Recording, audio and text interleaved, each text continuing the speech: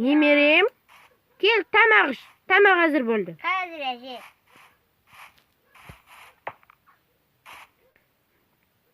Немерем, мен сенің сүйікті тамағың балықты пісіріп қойдым. О, рахмет әже. Қазір алып берейін.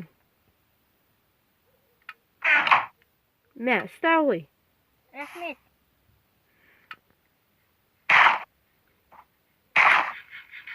Қалай, дәмді ме екен? Иә, дәмді. Рахмет әже. Ал енді жатайық кел.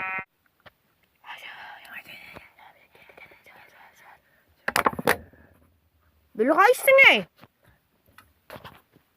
Бұлғайсың? Кім болсаң да шық бері. Әйтпесе қазір мені жүрсің.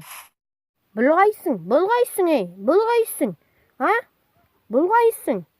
Қазір менен таяқ жейсің. Бұлғайсың әй? Бұлғайсың? Бұлғайсың әй? Шық бері, таяқ жейтін менен. Ойбай, көмектесіңдер. Көмектесің.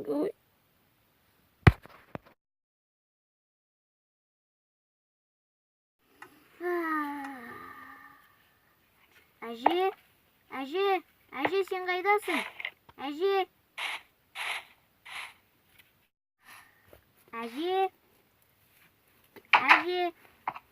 сен қайдасың? Әже.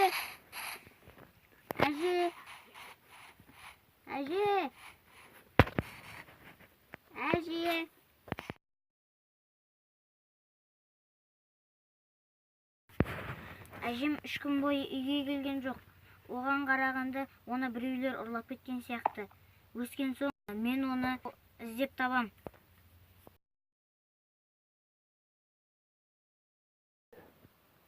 Әжем әлі үйге келген жоқ. Енді 15 жыл өтті арада. Әлі үйге келген жоқ. Соған қарағанда оны біреулер ұрлап кетті-ау деймін. Енді мен оны қалайда тауып кегін алам.